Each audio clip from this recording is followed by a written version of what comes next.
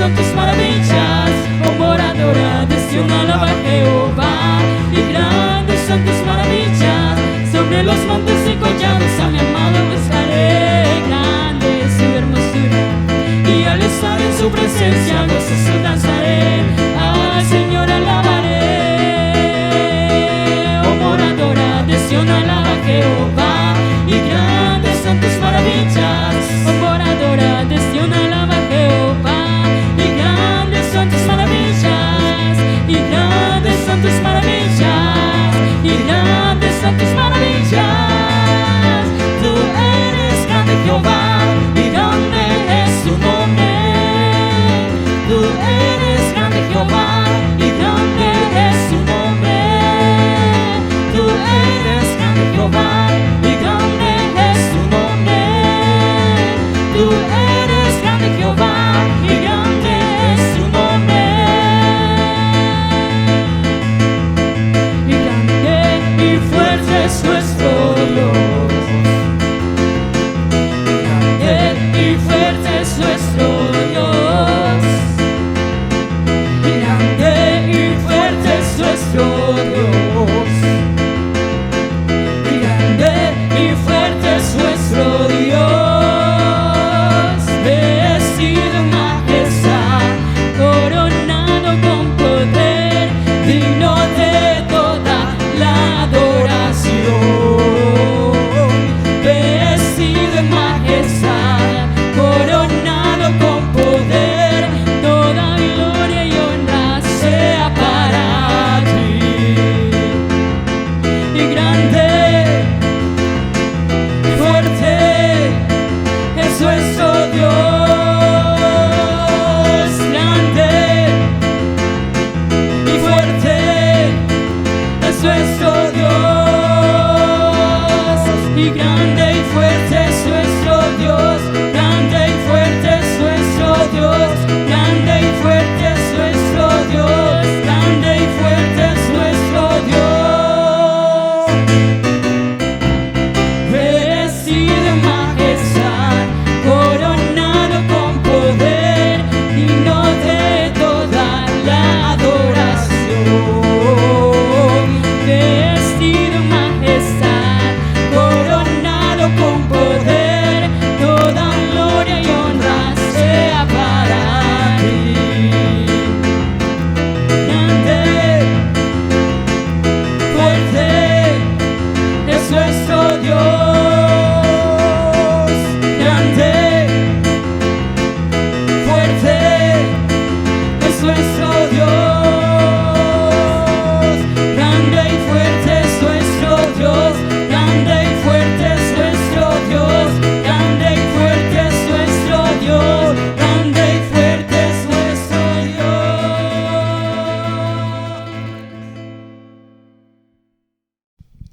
Dios les bendiga nuevamente, hermanos, amigos. Damos gracias al Señor por la oportunidad que nos da de estar nuevamente pudiendo llegar hasta sus hogares. Qué bueno es saber que usted está aprovechando la palabra de Dios. Qué bueno es saber que usted está abriendo su corazón y su mente para poder entender estas gloriosas verdades de la palabra de Dios. En esta ocasión vamos a seguir con la lección número 2 del estudio que hemos comenzado, que se titula La promesa del Padre. Para eso vamos a ir al libro de los Hechos, capítulo 1, verso 4 al 5.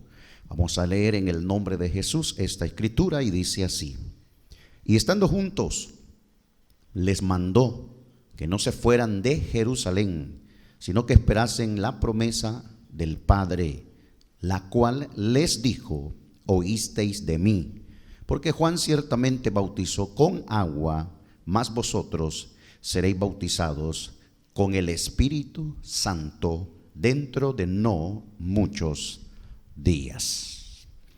Vamos a orar para que esta palabra pueda llegar a donde tiene que llegar, al alma, al corazón. Bendito Dios Todopoderoso, gracias le damos por la oportunidad que usted nos regala de nuevamente poder escuchar su palabra, Señor. Es un privilegio muy grande que tenemos, Señor, en este tiempo.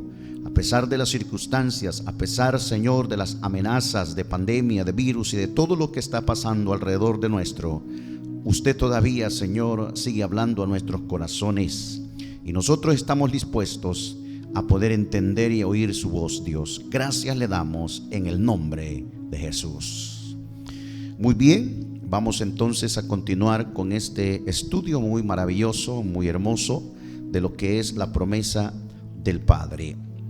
Hemos dicho que la promesa del Padre era algo que estaba ya profetizado en el Antiguo Testamento.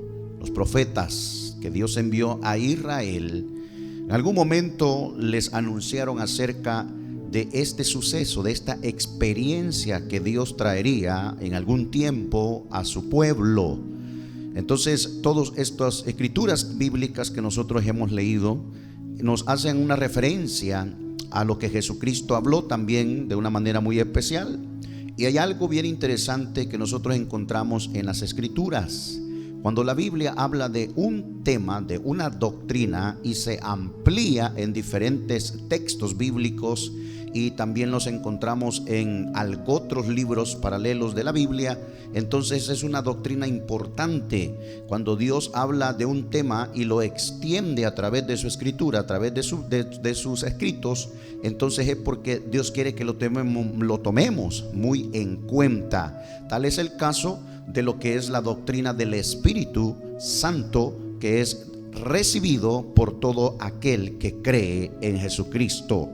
Entonces, la promesa del Padre, hemos dicho que Jesús habló de ella, también Juan el Bautista habló de ella, los profetas hablaron de ella, y se estaban refiriendo a lo que era el bautismo del Espíritu Santo. Eso es la promesa del Padre, se refiere al bautismo del Espíritu Santo, y el bautismo del Espíritu Santo es parte del nuevo nacimiento, es parte del plan de salvación que Dios ha diseñado para este tiempo actual, para esta dispensación de la gracia, o también conocida como la dispensación del Espíritu Santo. Entonces, cuando hablamos de lo que es el Espíritu Santo, la promesa del Padre, estamos hablando de una manifestación, una forma distinta de ahora Jesús tratando con sus discípulos, con sus hijos. Eso significa entonces que el Señor Jesucristo quiere estar todavía presente, o está presente en cada uno de nosotros. Ahora, Jesús habló de esto con sus discípulos específicamente horas antes de ser entregado y crucificado. Jesús quería dejar claro en la mente de sus discípulos qué era realmente el poder del Espíritu Santo, qué era la promesa del Padre. Para eso vamos a acompáñeme a leer lo que dice el Evangelio de Juan, capítulo 14, el verso 15 al 20. Escuche lo que Jesús platicó justo antes de ser entregado para ser crucificado y morir en la cruz del Calvario. Juan 14, 15 al 20. Si me amáis, guardad mis mandamientos. Y yo rogaré al Padre, y os dará otro consolador, para que esté con vosotros para siempre. El Espíritu de verdad, al cual el mundo no puede recibir, porque no le ve ni le conoce. Pero vosotros le conocéis, porque mora con vosotros y estará en vosotros. Esta fue una plática que Jesús tuvo solo con sus 12 elegidos, con sus 12 llamados, justo antes de que él fuera a morir a la cruz del Calvario, justo antes de que él pudiera ser arrestado y llevar el sacrificio que Dios había planeado en la cruz del Calvario. Analicemos realmente lo que Jesús estaba hablando con sus discípulos. En primer lugar, dice el Señor: si ustedes me aman y guardan mis mandamientos, yo rogaré al Padre y os dará otro consolador. ¿De qué se estaba refiriendo Jesús cuando estaba hablando de otro consolador? ¿Será que iba a venir otro ser, otro espíritu? ¿Qué iba a pasar? Jesucristo estaba claramente hablando del Espíritu Santo. El otro consolador era la promesa del Padre, era el Espíritu Santo que iba a llenar los cuerpos y los corazones de ellos. Por eso es que Él claramente le dice: no se vayan de Jerusalén hasta que sean investidos, llenos del Espíritu Santo. Entonces, cuando Jesús está hablando de otro consolador, está refiriéndose al Espíritu Santo, a la promesa del Padre. Otra frase interesante que examinar, Él le dice, Jesús, el Espíritu de verdad. ¿A qué se estaba refiriendo Jesús con esto?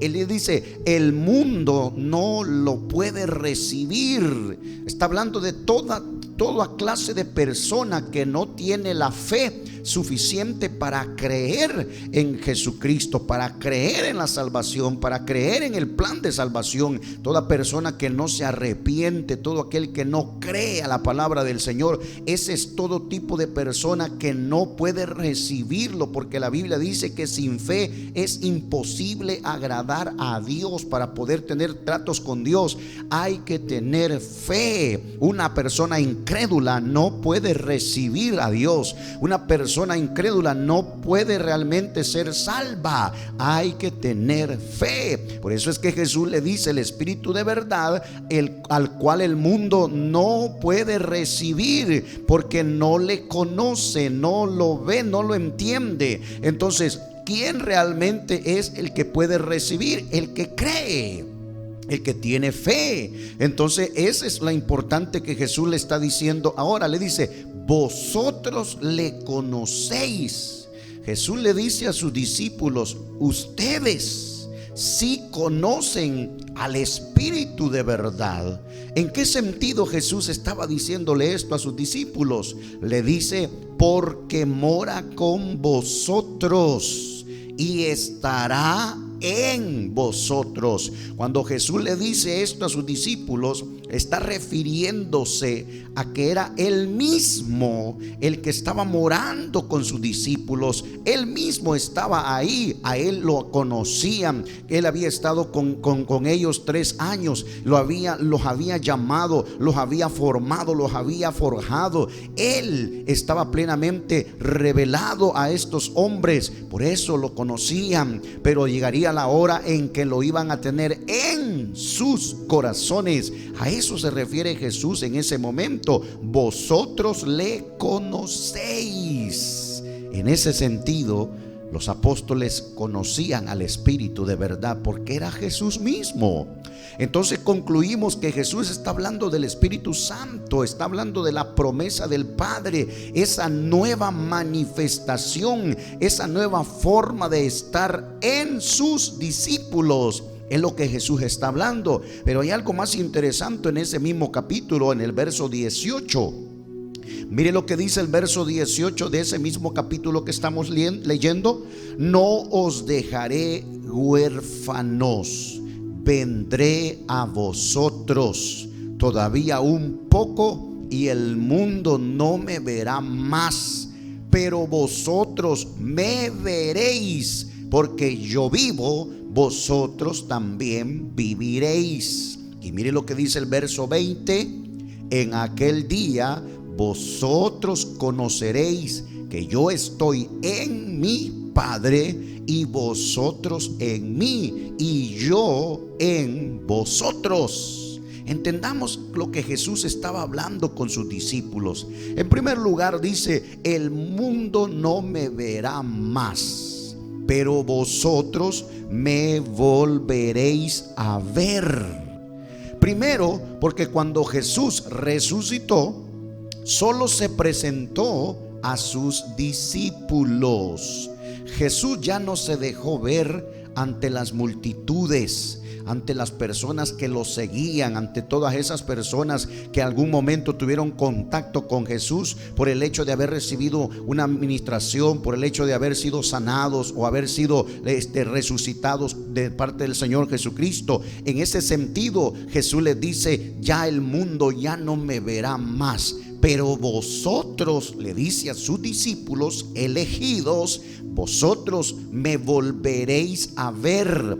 ¿En qué sentido Jesús estaba diciendo? Porque estaría en una forma diferente en sus vidas. La otra manera, la otra forma era en espíritu. El Señor Jesús había sido conocido en la carne. El Señor Jesús había sido conocido por los discípulos en su velo de carne, pero llegaría el momento en que ellos experimentarían una forma diferente, una forma distinta de tener al Señor Jesús, no con ellos, sino en ellos. Por eso es que Jesús le dice: la otra forma que ustedes me van a mirar, que me van a conocer, que van a estar, que yo estaré con ustedes, es cuando esté en vosotros. Gloria al Señor Jesucristo. Pero seguimos notando algo más en Evangelio de Juan, capítulo 16, del verso 4 al 13. Escuche lo que Jesús está diciendo: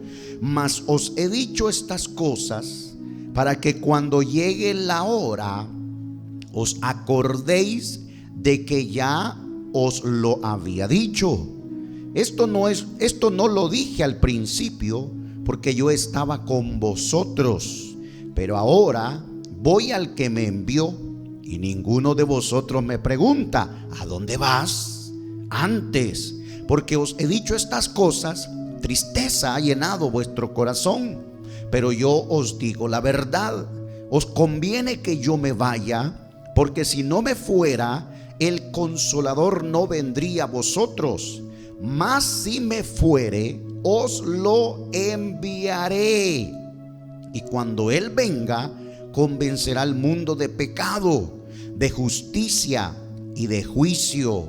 De pecado, por cuanto no creen en mí; de justicia, por cuanto voy al Padre y no me veréis más; y de juicio, por cuanto el príncipe de este mundo ha sido ya juzgado.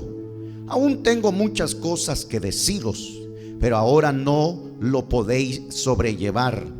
Pero cuando venga el Espíritu de verdad, Él os guiará a toda la verdad, porque no hablará por su propia cuenta, sino que hablará todo lo que oyere, y os hará saber las cosas que habrán de venir. Mire qué interesante la plática que Jesús tuvo con sus discípulos.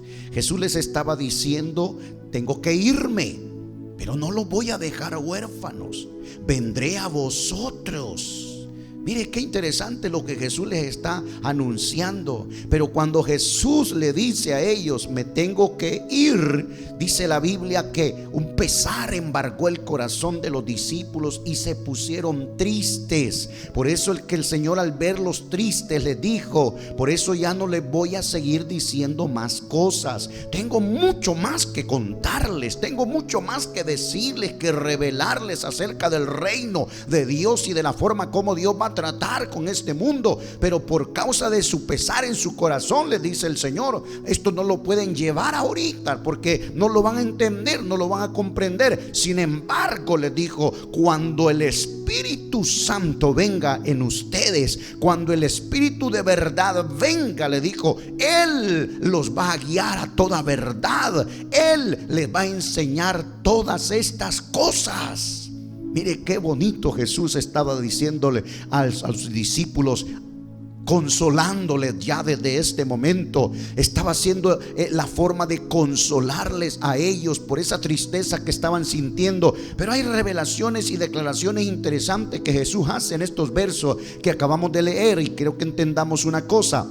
Primero, Jesús sigue estando presente en su iglesia. Eso es lo que les estaba queriendo decir el Señor Jesús a ellos. Yo me voy a ir corporalmente, físicamente. Jesús iba a ascender a los cielos, tenía que hacerlo, se lo dijo. Pero dijo, vendrá a vosotros el Espíritu de verdad. Está hablando del Espíritu Santo, está hablando de la promesa del Padre, está hablando del otro Consolador. Le dice el Señor, pero estaré presente, ya no en forma corporal, sino en espíritu, Espíritu. Eso es lo que Jesús quería que entendieran sus discípulos. Ya no está con sus discípulos, sino en sus discípulos. Eso es importante entenderlo, mi hermano. Podría decirse que la forma corporal que Jesús tenía en ese momento limitó a Jesús a un determinado lugar, mientras que en el Espíritu Él puede llenar a muchas personas en el mismo instante, en la misma ocasión. Por eso era importante que el ministerio del Espíritu Santo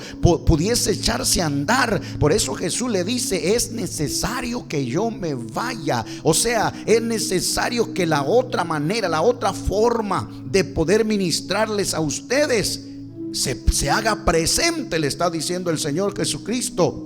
Por eso es que Él dijo: el Espíritu de verdad en estos momentos mora con vosotros, pero dentro de poco estará en vosotros. Por eso es que el apóstol Pablo, escribiéndole a la carta de los Corintios, segunda carta a los Corintios, capítulo 3, verso 17, él dice estas palabras: porque el Señor, hablando de Jesús, es el Espíritu, y donde está el Espíritu del Señor, allí hay libertad. Escucha lo que el apóstol Pablo dice. Ahora la pregunta es: ¿cómo saber cuándo y de qué manera sucederá esto? ¿Cómo es que iba a suceder esa nueva manifestación, esa nueva forma de operar de nuestro Señor Jesucristo? Ya no de una forma física, sino de una manera espiritual. ¿Cómo? Escuche lo que Jesús mismo hace en estas declaraciones. Lucas 24, 48 al 49. Mire lo que dice Jesús hablando a sus discípulos: y vosotros sois testigos de estas cosas. He aquí, yo enviaré la promesa de mi Padre sobre vosotros, pero quedaos vosotros en la ciudad de Jerusalén hasta que seáis investidos de poder desde lo alto. Escucha lo que Jesús estaba platicando con sus discípulos. Esto significa que lo que los discípulos experimentarían sería algo que vendría de lo alto. Cuando Jesús habló del Espíritu Santo, cuando Jesús habló de ser investidos, sería algo que iba a venir de los cielos, algo que iba a venir de parte de Dios. No era una experiencia humana que iban a tener estos hombres aquí en la tierra. No, miremos la pregunta o las palabras interesantes que Jesús usa. A mí me llama la atención la palabra investidos. Escuche, esta palabra investidos viene del verbo investir, que significa conferir, ungir, conceder, otorgar. Eso es lo que significa la palabra investir. Pero también esta palabra es una frase compuesta de dos palabras: in y vestir. ¿Entiende eso, hermano? In y vestir. Cuando hablamos de vestir, estamos hablando de vestir ropas. Así de sencillo.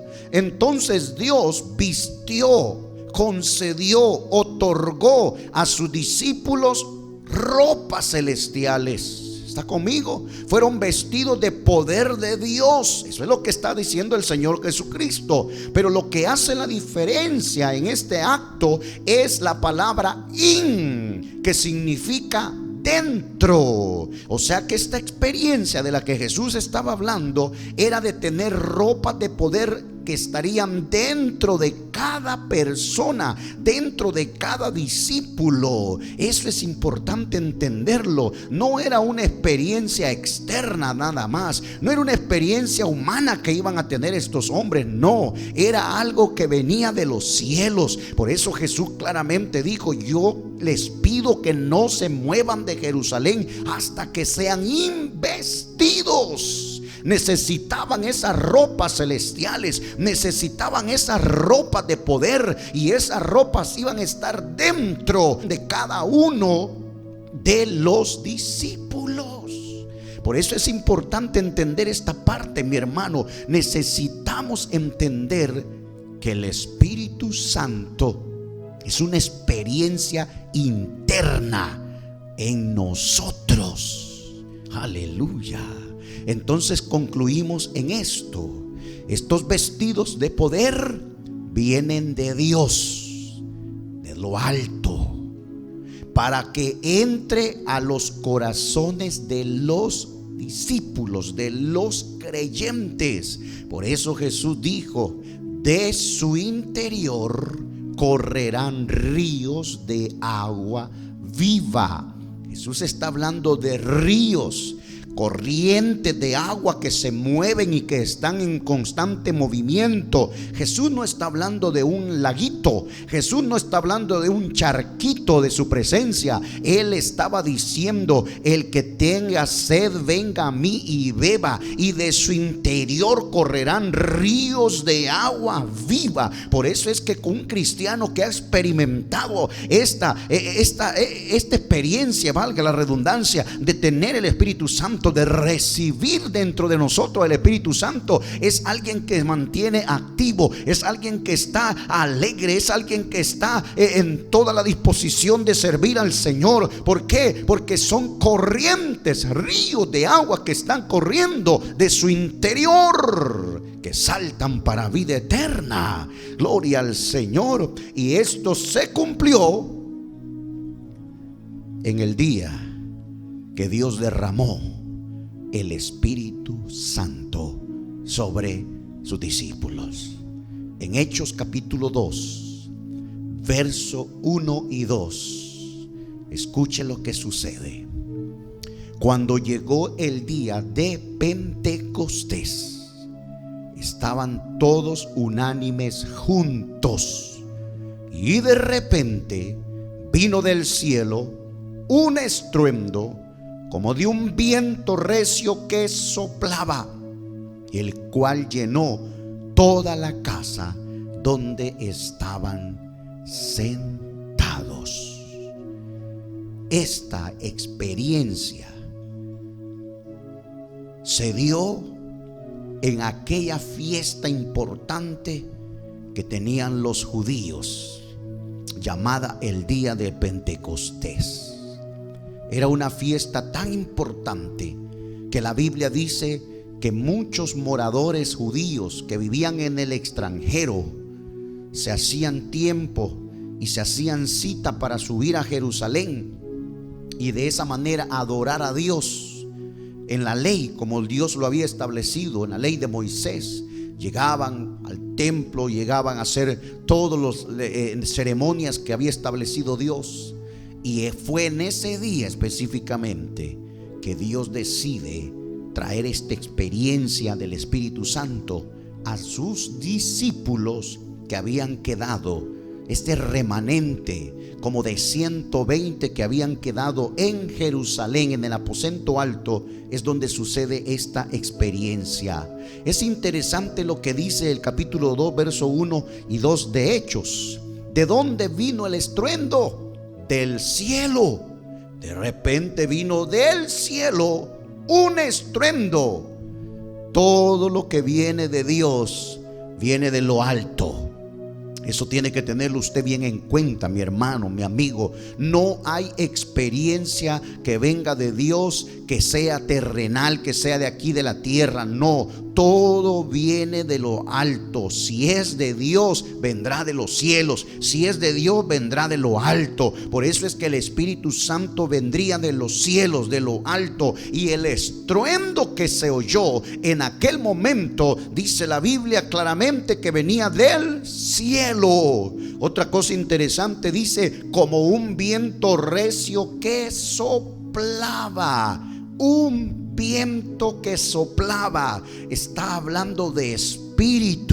Esto es el Espíritu de Dios que llegó y que se posesionó sobre esa comunidad de personas que estaban esperando. La Biblia claramente dice que subieron al aposento alto Pedro, Jacobo, Juan, Bartolomé, Mateo, los 11 que habían quedado, los discípulos que habían quedado y los otros que habían perseverado, como María, las mujeres que habían seguido a Jesús, como 120, dice Lucas, que estaban reunidos reunidos en el aposento alto, en ruego, en oración, esperando eso que Jesús les había anunciado, eso que había sido escrito por los profetas, lo que era el derramamiento del Espíritu Santo. En ese sentido, estos hombres estaban completamente convencidos de que Dios iba a cumplir esa promesa. ¿Cuándo lo iba a hacer? Ellos no estaban seguros. La hora que sucedió, ellos no lo sabían, pero estaban obedientes, esperando al Señor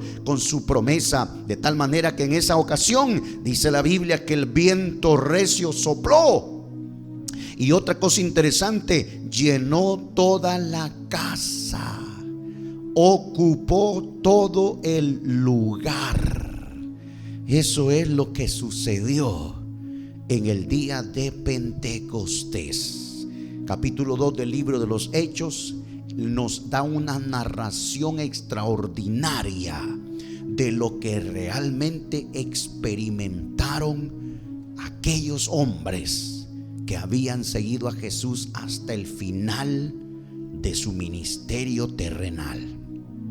Hermano, es importante que nosotros entendamos, Jesús estaba interesado, Jesús estaba plenamente interesado en que sus discípulos no fueran a hacer otra cosa antes de recibir esas vestiduras celestiales, esos vestidos de poder que habían sido traídos por medio de la experiencia del Espíritu Santo. Jesucristo insistió con ellos muchas veces diciéndole: no se vayan de Jerusalén. Cuando estuvo con ellos los 40 días después de la resurrección, Jesús insistió y les dijo: me voy, pero no van a quedar huérfanos. Es necesario irme. De una forma corporal tenía que salir de la tierra, porque si no me voy, dijo el Señor, no vendrá a vosotros el Consolador, el Espíritu de verdad. El mundo no lo puede ver, el mundo no lo puede conocer, porque no creen en Jesucristo.